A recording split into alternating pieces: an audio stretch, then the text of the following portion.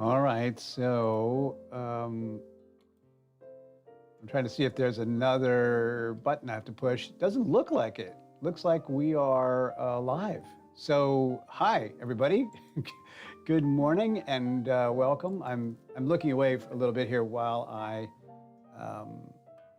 look at the screen here to see if we're actually live.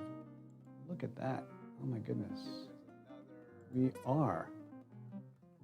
Now what I'm going to do is I'm going to see if I can pop out comments and see if anybody comes and starts watching. This is exciting. Let me start over. Hi, everybody. It's David Dorian Ross, the founder of the Virtual Pipe Club. This is an impromptu live stream on the Virtual Pipe Club just to say good morning and hello. Looks like we got a couple of people watching. Jack McLaughlin says good evening. Good evening, sir. How are you? I'm doing this live stream for a couple of different selfish reasons. One is that I've just recently, a meeting this morning, came in, had a wild hair to redo the studio. And so now we have a very interesting studio setup. And I'm very excited about that. Hopefully this is all going to work and be worthwhile on our program. I'm seeing that my battery levels in this camera are perilously low. I wonder how long that little red light will keep blinking until it just completely stops. But that's okay because I have this camera, and this camera is going to go forever and ever. And by the way, I also have another camera, which we may repurpose to show different things about the tobaccos that I want to talk about. But right now, it's pointing into the music room, as it were. Yes, 10 people now watching. Haytham Pipe Smoker says hello. Good evening, sir. So Jack McLaughlin is in Edinburgh. So over there in Edinburgh, it's in the evening. Gotcha. It's the day after Turkey Day. I'm still kind of on my food hangover. How are you guys doing?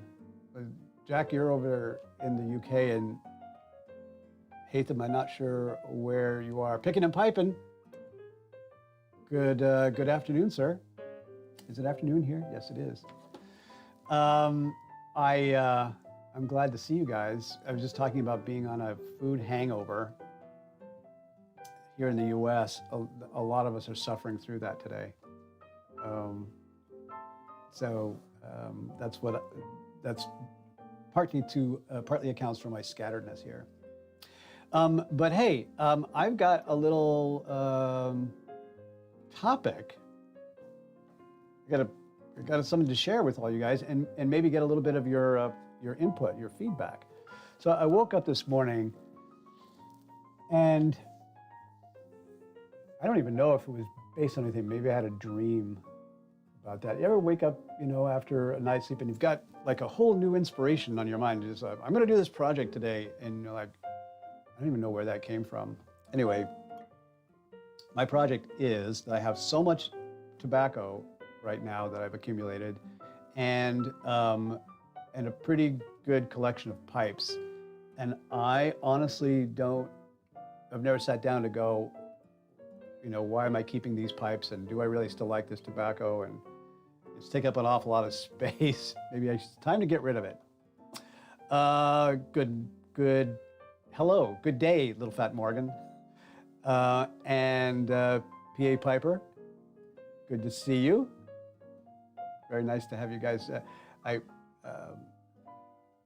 wasn't sure where you guys are living, so I went from good morning to good afternoon to good day. Just because I don't know if you're in the US or not. I'm over here on the West Coast, so it's just past noon. It's just noon 30 right now. So anyway, here's the deal. I am in the possession of whole, boy, there's even more over here. Like, so this is just the bulk.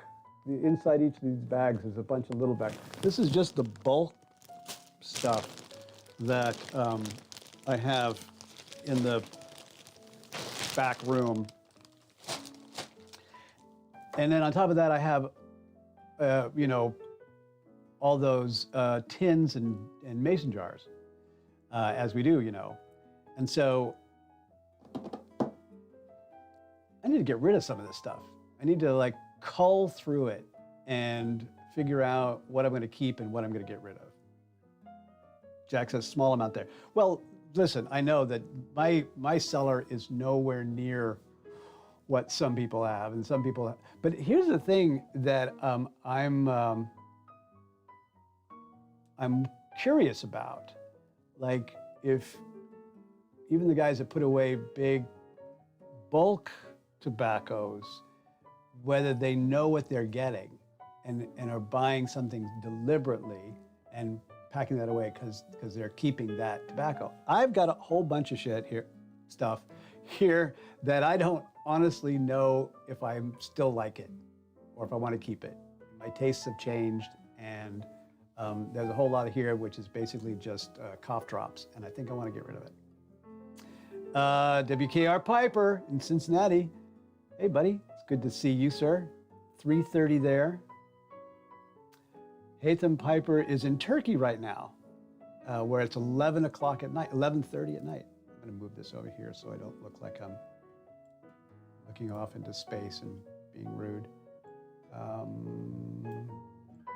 That goes over there.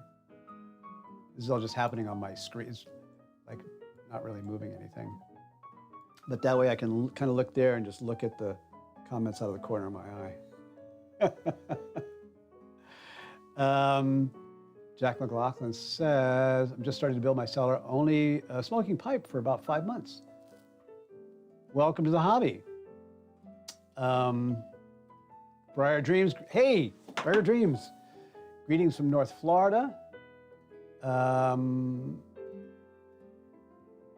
So a lot of, I recognize so many of you. It's really nice to see you. If I didn't say this to you when you were watching the last week's live stream, I hope you had a great Thanksgiving yesterday.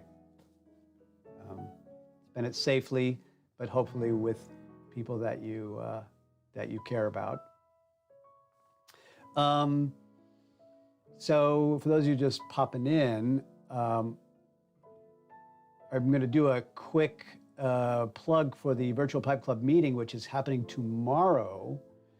And because you know what, if I wait till the very end of this live stream right now, then I may forget to do it, number one, and people won't have watched that far to see the announcement. So anyway, for those of you who have never been to the Virtual Pipe Club meeting before or haven't watched this on a Saturday, Virtual Pipe Club is an international group of friends who just come together around the habit and hobby and topic of premium tobaccos and pipes and sometimes cigar smoking. No real agenda towards it except just friendship and sharing. We typically have a guest speaker who will come in from all different parts of the industry, from blenders to carvers to industry leaders, business people, business owners and whatnot, and all that kind of stuff. We sometimes don't have a guest speaker and we just sit around and chat about what we've experienced, and there's some amazingly knowledgeable people who are part of the club. This weekend, which means tomorrow, our guest speaker is going to be Scott Markwood from Aristocob. We haven't had a Cobb-centered topic theme weekend ever before. So Scott is a fantastic YouTuber, got a great channel, and has a lot of interesting things to say. And so it's going to be fun to have him here tomorrow. That's at 2 p.m. Eastern time here in the States, 7 p.m. London. And I'm hoping that you all can join us. So that is, and then the following week, just for those who want to know, Mike Marino, the Cane Rod Piper, another fantastic YouTuber, will be my guest here. And I'm really looking forward to that. Mike is such a sweet human being and also very knowledgeable about pipes and has got a great channel that he shares pipe stuff on. So that's all coming up tomorrow and next week. Sea Smokes. Sea Smokes, we should have you on the show. You make some, by the way, if you haven't checked out Sea Smokes Pipes YouTube channel, may I highly recommend it. He shows off his workshop and talks about the stuff that he makes, beautiful pipes as well.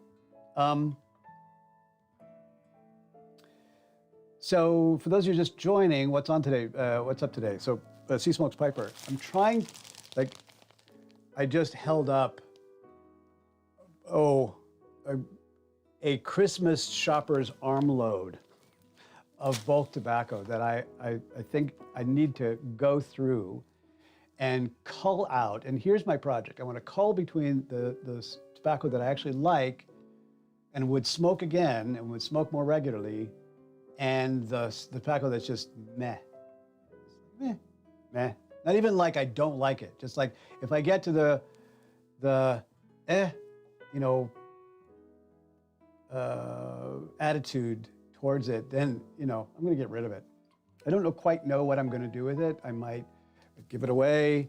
Anybody wants some of this stuff? I'm not going to sell it. That's silly. I might just throw some of this stuff out. Sea Smokes, of course, my brother. You're awesome.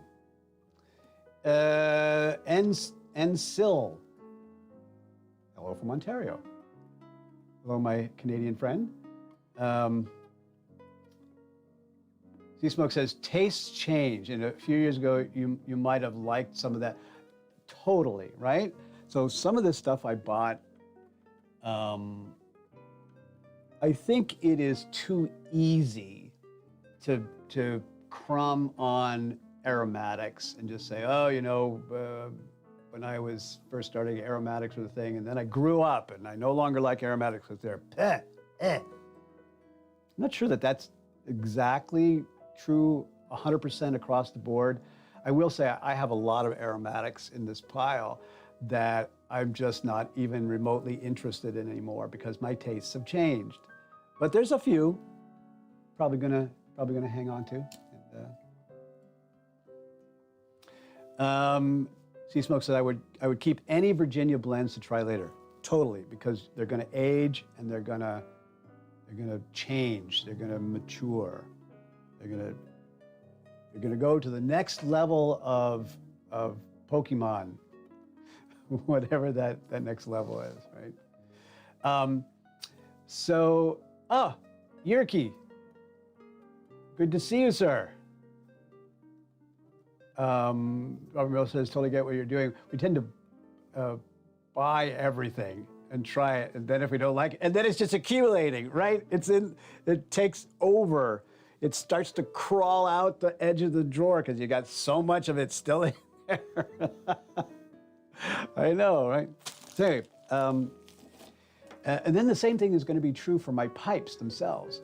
Like I was noticing, I was smoking, I pulled off this little Cavalier, which is such a delightfully cute little pipe that I got from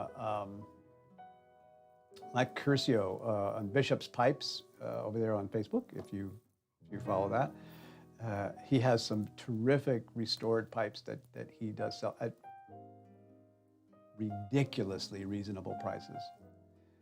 So anyway, I got this little Cavalier from him. I didn't have one in my collection, and it smokes very well, and it's nice to the hand. It's got a beautiful rustication on it. But I was smoking it the other day, and I was like, meh. Like I'm not getting this.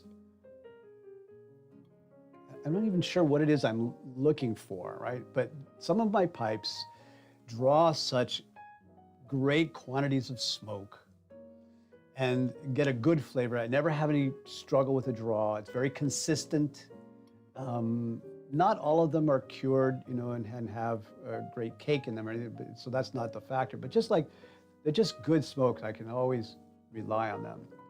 And so I was thinking, you know, there's probably a bunch of pipes in here that I'm not in love with. And so maybe I could go through and figure out which ones those are and get rid of them too. Stratman, hello from Washington State. Excellent. Washington State is almost cool. I say that because I'm from Oregon. I'm from Portland originally, in that area. So, but Pacific Northwest, yes. Pacific Northwest is best. Yuriki says, I'm having HU's director's cut layered with M4 of Virginia. Interesting. Interesting.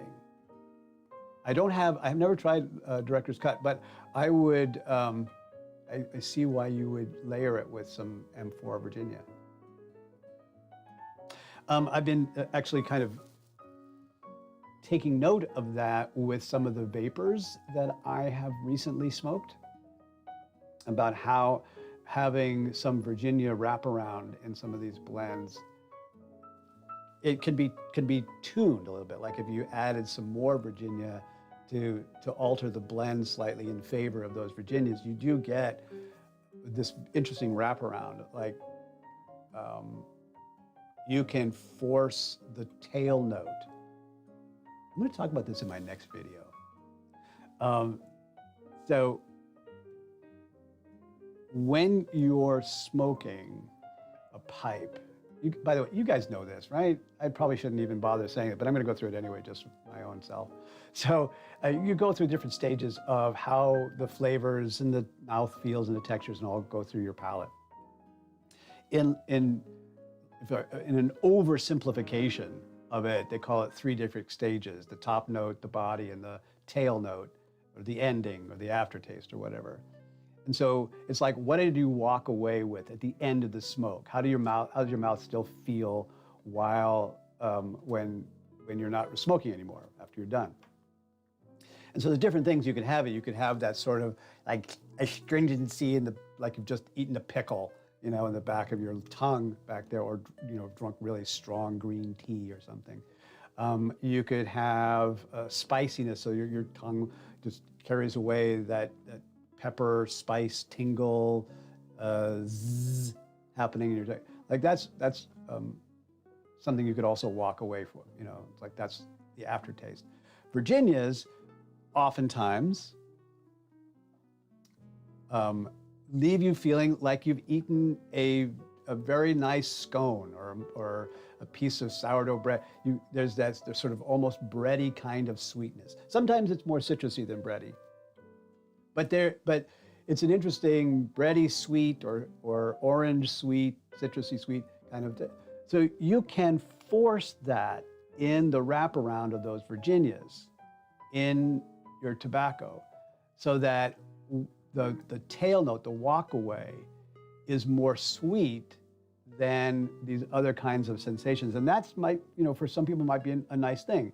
You know, I've just spent the last half hour, 45 minutes, like putting, you know, like vegetation smoke in my mouth.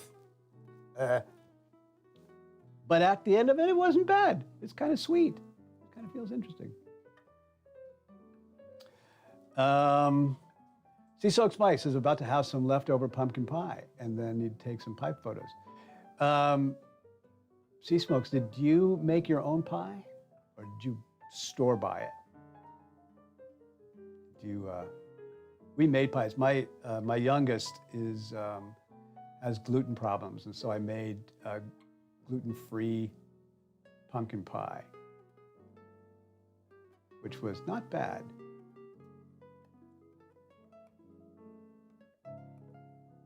So anyway, so that is my that's my project. Morgan says, like the music in the background. Thank you, sir. I'm glad that it's coming through. Hopefully it's not annoying. I'm trying to find the right levels with all the little adjusters. Tom Gallagher, hi from Scotland. Another person from Scotland. I just did a live stream on another channel of mine for a whole other group. And had Vicky from Scotland also. Mike McLaughlin is from Scotland, or Jim McLaughlin, I'm sorry. Jack. Now he hates me. Jack McLaughlin is from Edinburgh. C-Smoke says, my wife made it. Legit. That's excellent. Yes. My wife made some of family recipes from her side of the family. Like, we're now carrying that tradition. So she made the family stuffing portion and stuff. I made the turkey. So yeah. All right. So let me share with you, if you're interested at all, about the first batch of the bulk tobaccos that I'm going to be smoking. Just again, my purpose in this is to separate out the good from the meh. Not even the bad. Like if it's bad, it's going directly in the trash. I'm not even going to share it with anybody. Tom Gallagher says, smoking Clan. I don't even know if we can get it here in the States. And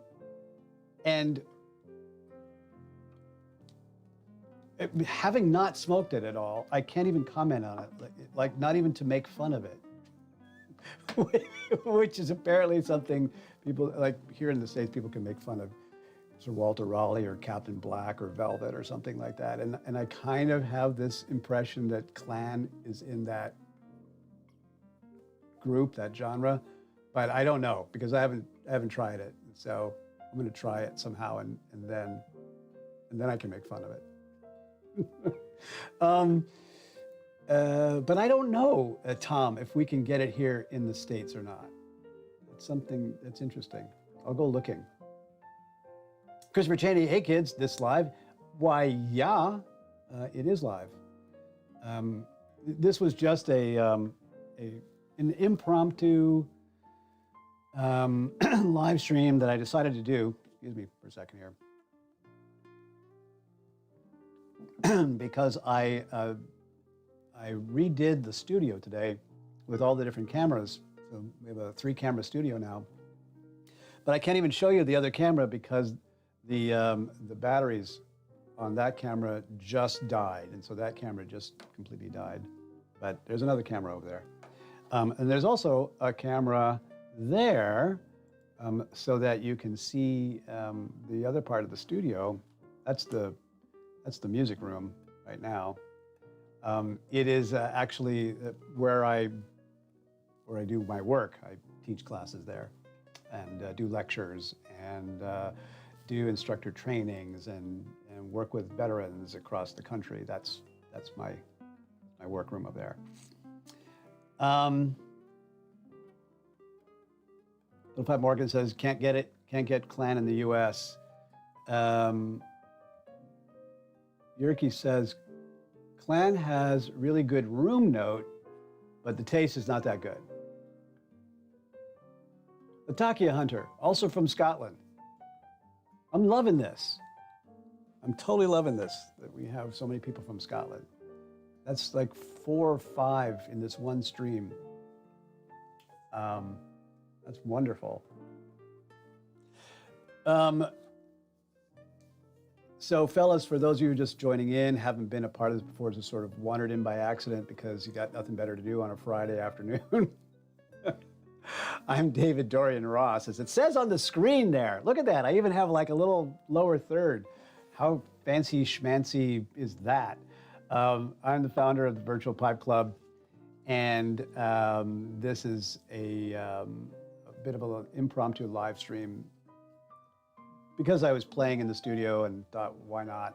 and because I have an actual thing that I'm doing here, and that is culling through all of my tobaccos and pipes. And this is the bunch that I'm starting off with. This is I got these all this batch here from the same place. I can tell by the labels on the bags, but I don't remember where that was.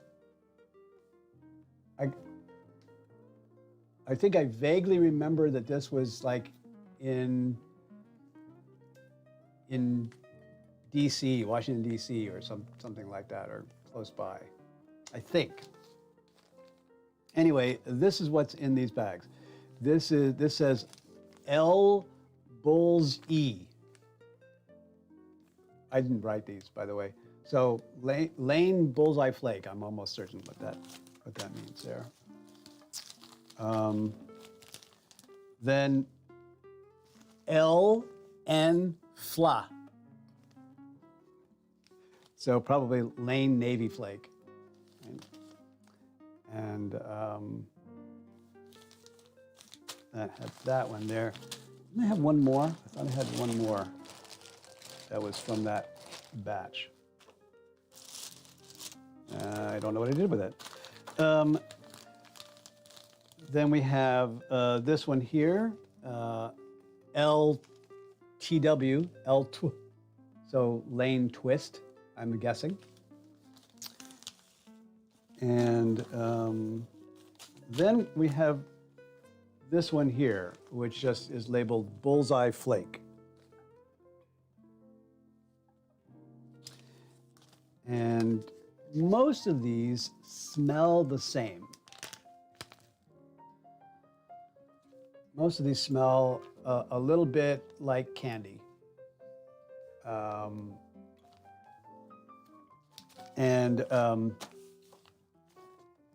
But this one here, the Lane Bullseye Flake,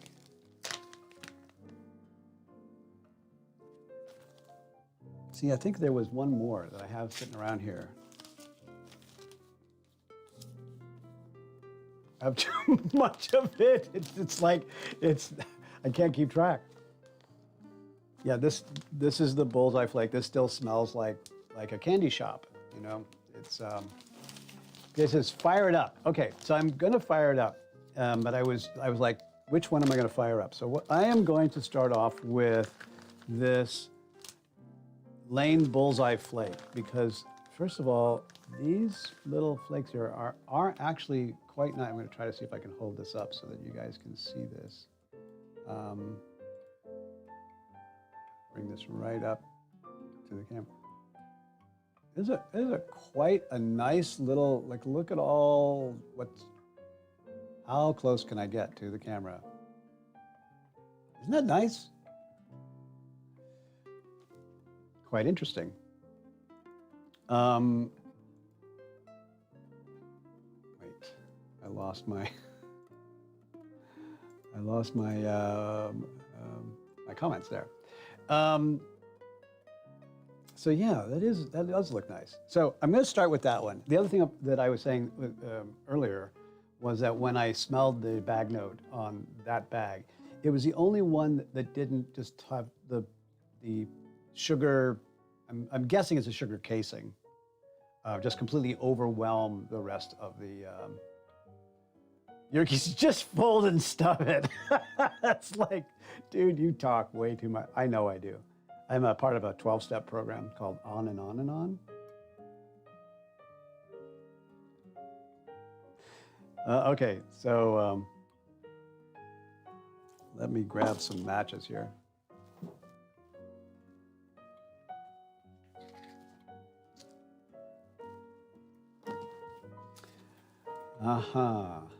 And I am smoking it right now in my cob.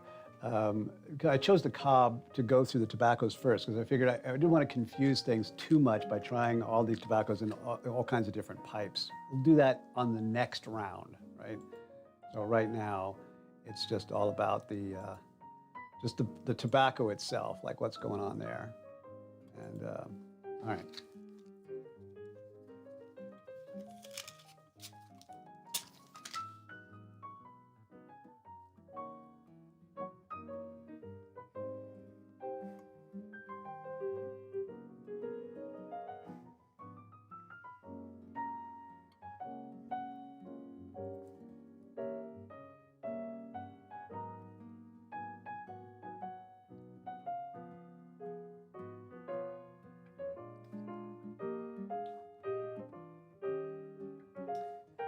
So first impressions, it's on the top note, you know, the first light, the first taste.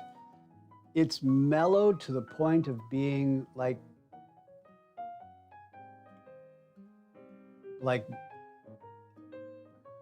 without an impression. It's like um, like all those old mystery movies where the detective says, you know, well, what did he look like? And they're like, I don't know, average height, average face, average color.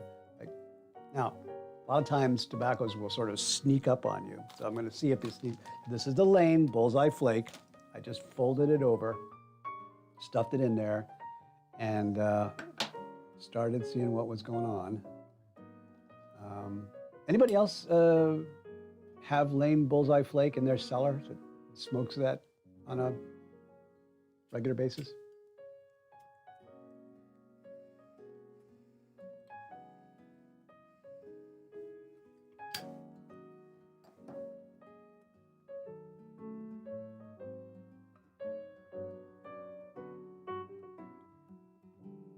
It is producing a nice amount of smoke, which is one of those things I like about a tobacco, but I also think that's partly about the pipe itself. James Hannibal says, good afternoon. Good afternoon to you too, sir. James, where are you located? C-Smoke says, I've had Stokeby Bullseye Flake. I would wager Stokeby's is better.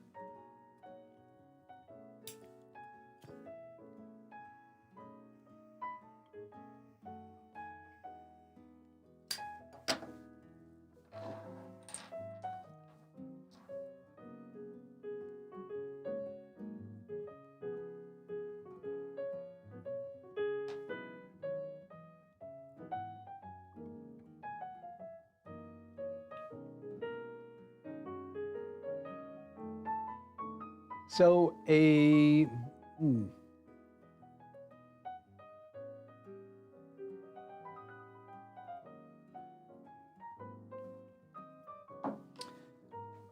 me share something with you so that we don't get into the weeds of all these really esoteric kind of flavor reviewing terms and whatnot. So I have here a little book called 33 Cigars. See if I can hold that up so you can see that. These are little sort of cigar notebooks that you can pick up. I've got another one here called The Good Cigar. Right? And what's interesting in these is the cigar aficionados have done a really good job at sort of listing different kinds of distinct flavors that they will talk about. And they talk about things like dark fruit versus tropical fruit versus herbal, spicy, toffee, woody, earthy, and a lot of these are pretty legit, like easily distinguished kinds of flavors that you can get. And so a lot of times when I'm smoking my tobacco and I start to think, so what am I getting out of there? So on this second light, on this this Bullseye, Lane Bullseye Flake, coins, whatever, is that sort of vegetable, meaning grassy, meaning tobacco-y kind of flavor. Like it's not overpowered by other kinds of flavors or spices or aromas or whatever. It's kind of it's not cigarette-y. It's more like cigar-y versus cigarette-y, but it's definitely like I'm getting that sort of grassy thing.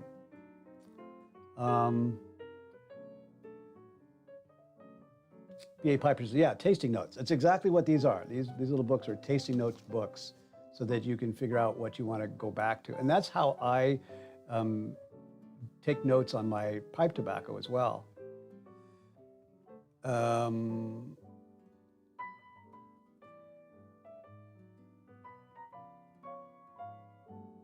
I'm reading Yuriki's comments here about fold-in stuff might need more relights, but it's worth it. Director's cut is mixed cut with coins in it. I never rub it out, just stuff my pipe and enjoy it. But Boris, didn't you say that you also layered it with some amphora Virginia? I'm just trying to see if I got that right, because I like that idea, by the way. PA Piper, grassy hay taste. Yeah, a bit like that. I can get over the top. You know, it's just like chewing on a piece of grass. This isn't quite there yet. And so this is the wonderful thing about a Bullseye Flake, though, right? It is made specifically with all these different tobaccos already twisted together in a way that's going to take you through a different journey on these things, right? So.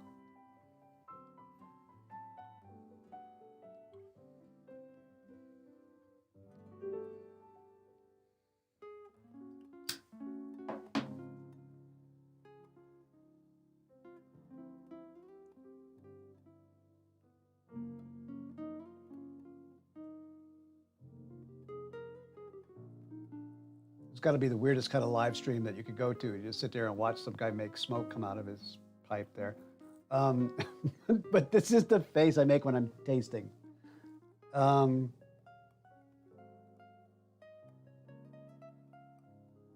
says, yeah, amphora Virginia at the bottom of the bowl. Got it.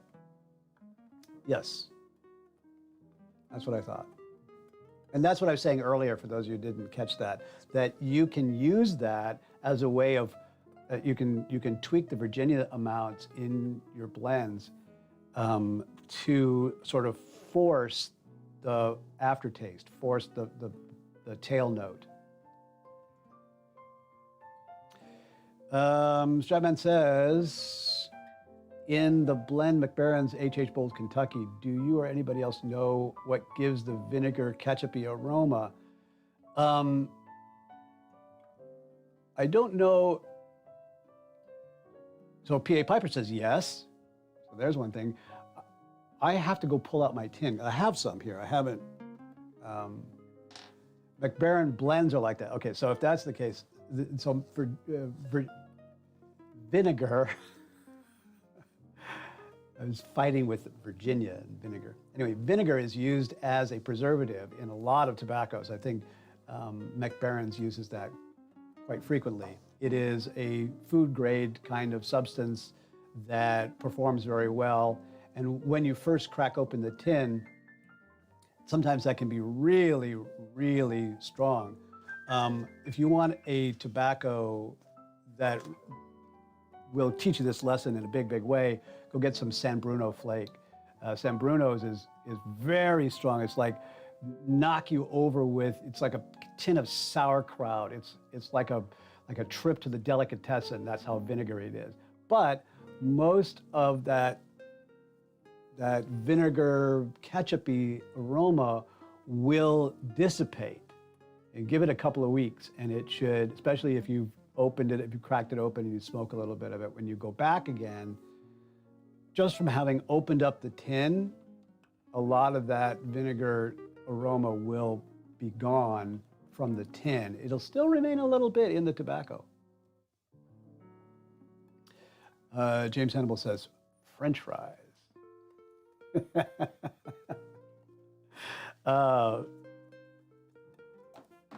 You know, that is a taste. That is so I've said this before in some of my review videos that for me, tobacco tastes are not like a clear, distinct, it tastes exactly like barbecue sauce, or it tastes exactly like, you know, oranges or anything else like that.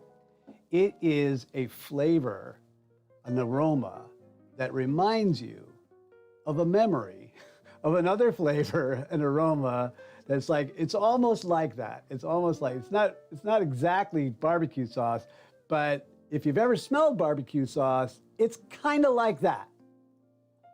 That's what it's like, because it's unique. It has its own smell, right? So, But I think it should go in the tasting notes book. French fries.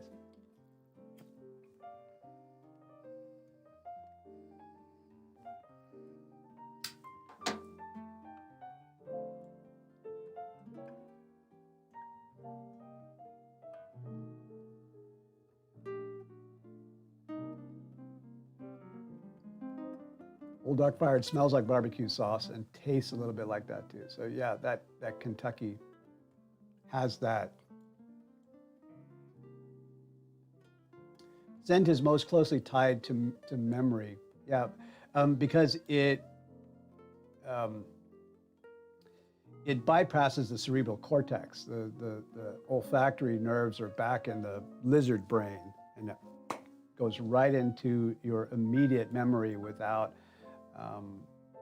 all that more modern human intellectualism. Maybe that's why we respond so heavily to pipe smoking, right? Because it's all about the primal.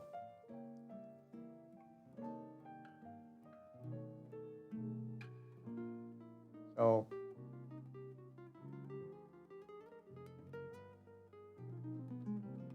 I'm trying to get some good mouthfuls of this Lane Bullseye Flake here.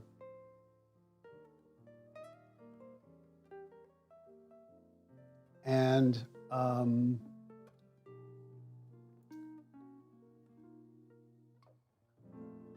it's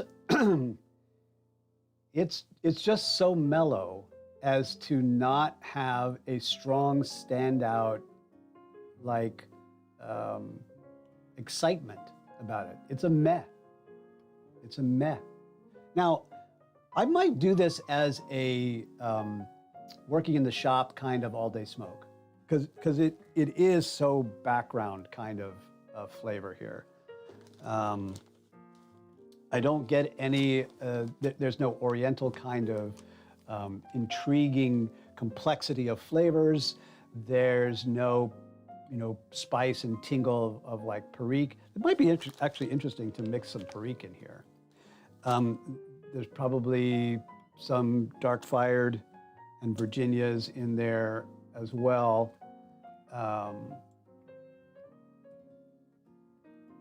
Not shit tobacco. It's not like terrible stuff. It's just, I would say, not a big personality of tobacco in there. I haven't gotten deep down into the bottom of the bowl, and I have not gotten to the tail note, which could totally change my mind as we go through here. It might age well and sweeten up, possibly. I think I'm going to have to put this in a jar, Sea Smoke, because in this bag, I got this in February, so it's got like 6 months on it. And however long it was sitting in the humidor before I bought it. I don't know. It was a cigar shop, so I don't know that they have a big turnover in their tobacco store, their pipe tobacco humidors. So yes, it's very mild. Would be a nice all-day kind of smoke where you didn't have to think about it. Just I'm puttering around with my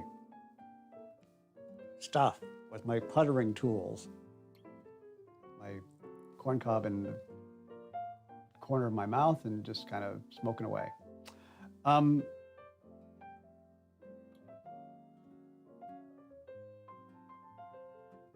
want to go back to this question Stratman had. It says, good to know. He was talking about the Virginia smell in some of these. I thought it was because my tin was almost 6 years old. Figured it was like fermented Virginia. No, probably not.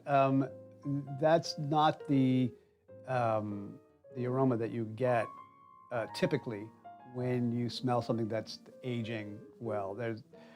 It's more likely that you'll get that citrusy or bready kind of smell from the Virginias that are maturing. But that vinegaring is probably, now I'm assuming that you just popped open a tin. It was 6 years old, but it had never been opened, and then you popped it, and then you got ketchup, right? So I'm assuming that that's what you meant. Taste is so subjective. Many blends are described to have molasses taste. I've never tasted molasses.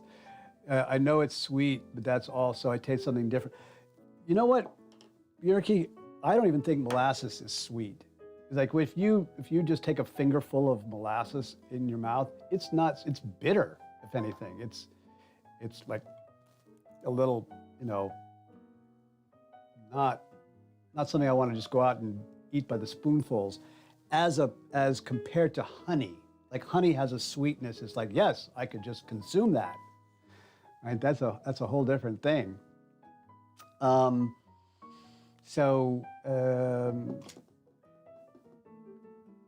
Molasses.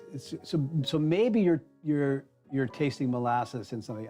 I could see molasses as being a very consistent kind of flavor that you get in cigars, in cigar tobacco. You'll get a molassesy kind of. There is a stewed and boiled and cooked kind of fruit flavor that you get in some, kinds of tobaccos. Obviously, when you get a tin note of Perique and you smell that sort of stewed prunes, stewed plums kind of thing. So you can taste something similar to that in some sort of tobaccos as well.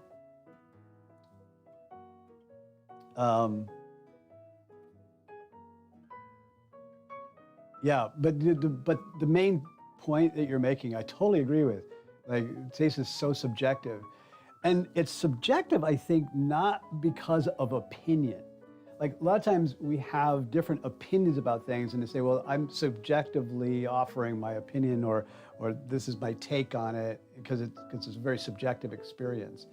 But that's different than, like, I form my own opinion about something. We have different experiences of tobaccos, teas, foods, cakes and pies, coffees, etc., because our chemistry is really unique. Our internal chemistry and like what's going on inside our palate is really like very unique, individual to individual. It's consistent enough so that a lot of people can experience similar enough kinds of impressions that you can sell something, right? I can come up with a blend, but even in these blends, the likelihood is that we are all experiencing them in a very different way, very subtly individual.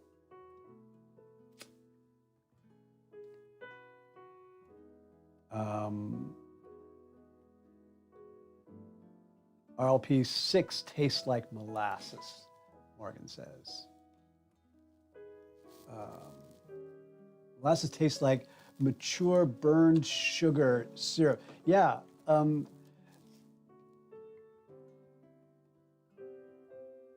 Mature burned brown sugar.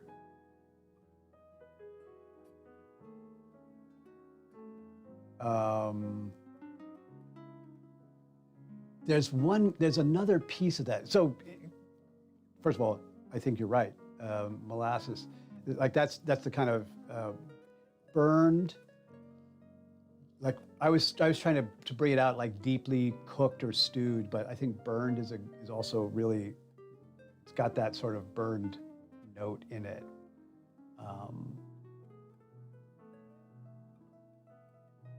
There's something else though. I can't put my finger on it. Stratman says he likes Haunted Bookshop.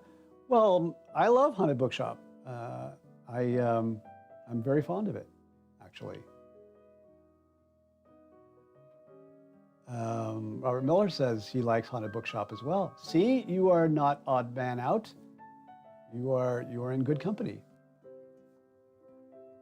C-Smoke says, kind of like how people see color act differently, and of course, it's also affected by individuals' vocabulary as to describe it.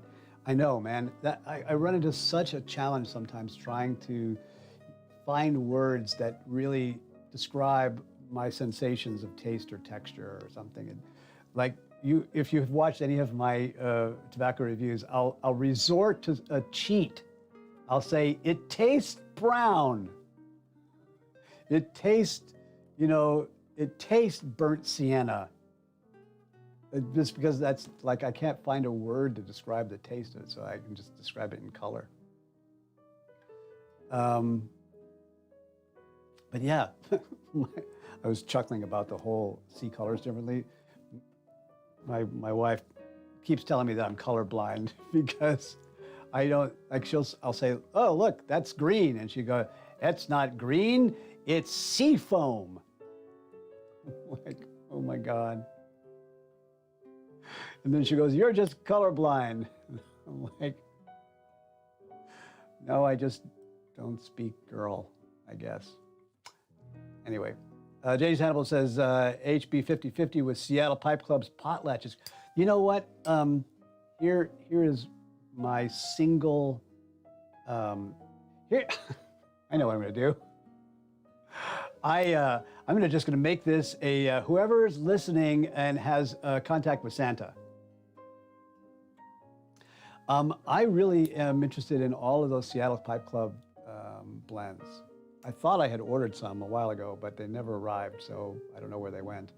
But I'd like to try all those Seattle Pipe Club blends because they all sound very, very interesting to me.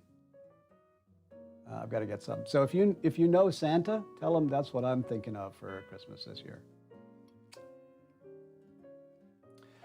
Haunted Bookshop is harsh, fresh out of the tin for me, but jarring it up for a couple of months is now an enjoyable blend. Yeah. I'm trying to think, piano, if I experienced Haunted Bookshop out of the tin as harsh. I got Haunted Bookshop because I wanted to do a review of it. And so I didn't give it any time at all. I cracked that tin open, and that day I was smoking it. And I liked it. I liked it very much. I continued to really enjoy it. And I'm gonna have to get more in order to be able to jar it up and let it mature some, which I probably should do. But this is a comment that Piano's making about Haunted Bookshop needing some age that I've heard a lot of people have. I've heard a lot of people, various versions of that. Like, I didn't like Haunted Bookshop in the beginning, but it's starting to grow on me. Or I had some, I did not like it, I just put it aside. And one day I had a wild impulse to smoke some, and I was like, oh, it's not bad.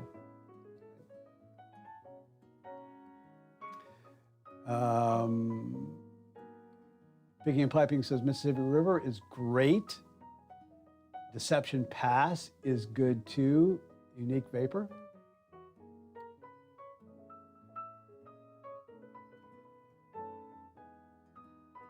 Sea Smoke says, I haven't found Seattle Pipe Club blend that I'm crazy about, but I want to like them. I know, right? There's tobaccos like that. It's like, there's enough of something in there that I really want to like it, but kind of like what I'm doing with this project here. All right, gentlemen, we are now, I'm just noticing, 53 minutes into this live stream, which I thought might have lasted for like 10 minutes. I'm really enjoying hanging out with you guys. You know how I do. But I'm going to wrap this up in 7 minutes because I think 1 hour is plenty of time listening to me ramble on. And besides, we're coming back tomorrow for the virtual Pipe Club meeting, and I'm hoping that you'll have some time to come and hang out with us. Jason Patton, which is better, bulk Haunted Bookshop or tinned Haunted Bookshop?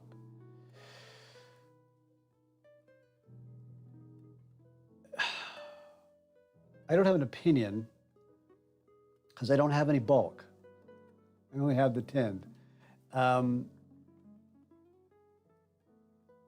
I don't know how they are gathering their bulk. So in the tea world, when you get um, um, some of the less expensive bulked teas or tea bags, that kind of stuff. That's actually just the junk that they used to just literally throw away, and they swept it up and they took all the broken pieces and they said, hey, we'll bag this up and we'll sell it to people who don't know any better. Versus what goes into the pressed cakes and the tins and stuff like that, where they get the best of the best, and that's what they put in those tins. So I don't know if like C&D is doing the same thing with Haunted Bookshop. C-Smoke said you should do more of these individual live streams. Thank you, sir. I appreciate that. That's very nice. James Hannibal says, hoping to see you guys and the rest of the Virtual Pipe Club again tomorrow. Yes, indeed. Let me give a quick preview of tomorrow, just so maybe I can say hello to the people who are just joining in and missed the announcement from earlier.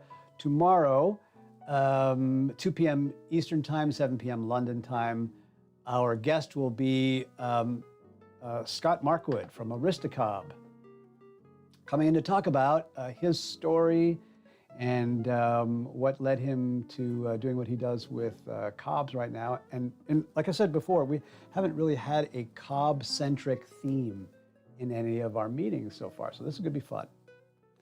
And then the following week after that, Mike Marino, the cane rod piper, as that most of you know.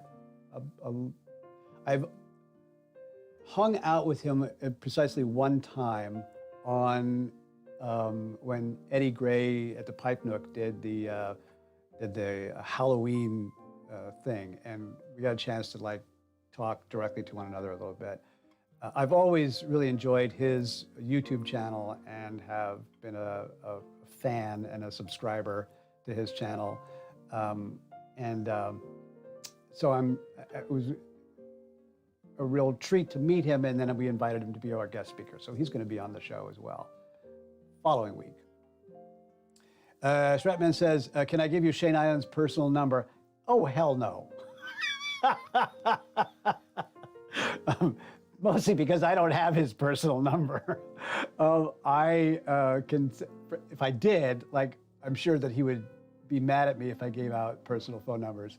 But listen, just go right to smokingpipes.com, and they do have an office number, and you can get to everybody at Smoking Pipes pretty easily just by going through their switchboard.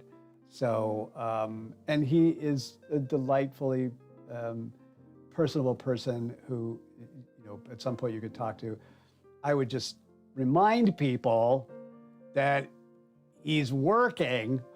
So if you call over there and say, hey, can I talk to Shane? Because I want to say hello, because he is an awesome dude, and he is. They might say, not now, he's working. I don't know why I said that. Of course you know that. Stephen Skip, come just as I'm about to say goodbye. I'll tell you what I'm going to do. I'll draw this out a little bit.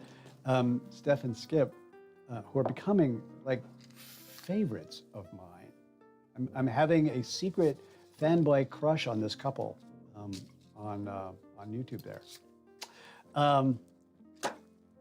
Good to see you. I've been blah, blah, blahing for about an hour now. That's way too long. So I'm about to draw it to a close here. But maybe you'll come back and see us tomorrow. Steph and Skip also have a live stream that they do on Saturdays, just about the same time that we do. So if you're gonna come in and watch, you could go back and forth. Like, it wouldn't hurt either of our feelings if you watched both of us. Anyway, one more of this just to draw it out for a minute more.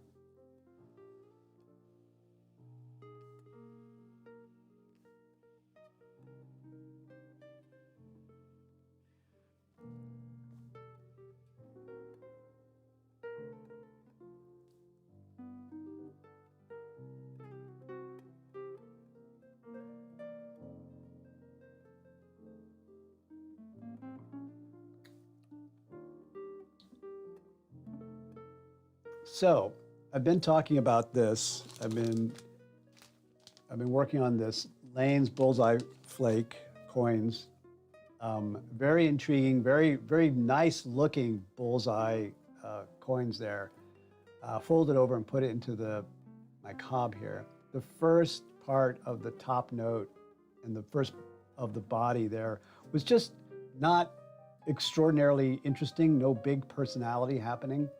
Now I'm into the middle of the bowl here. I'm like literally I can see the level of where I'm at in the bowl, and it's beginning to awaken something. I don't know.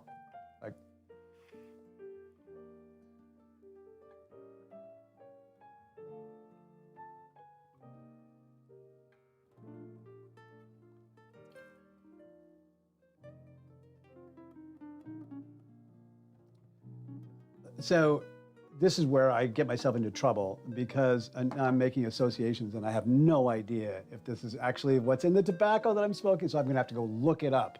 But like there's a certain nuttiness that's now coming out that I associate with Burleys, because I love my Burleys, and I love the sort of the peanutty kind of yum that I get from Burley tobaccos. And there's a bit of that coming through right now, which makes me associate it with a tobacco I have no idea if is actually present in this. So I'm gonna have to go look it up and figure that out.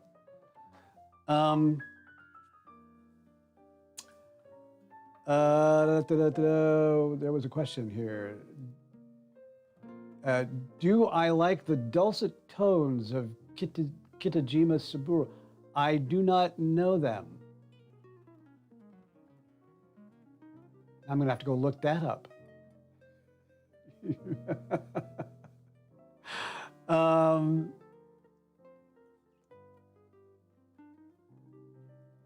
need to have you, Stefan Skip said, have it come and Zoom on our live. I would be honored. I would love that anytime that you want to do that.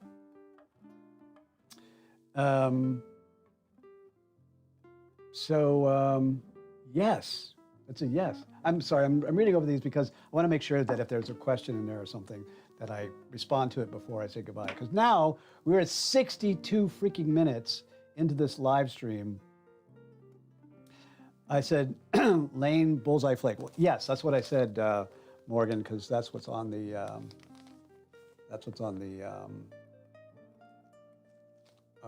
bag there. So I'll have to look that up. Am I on Instagram? I am, but not for my pipe smoking. I have my other life, my 9 to 5. That's not true. It's not a 9 to 5. I own the company. It's a 24-hour job. So I've been thinking about it though. C Smokes. You're on Instagram, aren't you, my friend? With all of your beautiful creations. Yeah.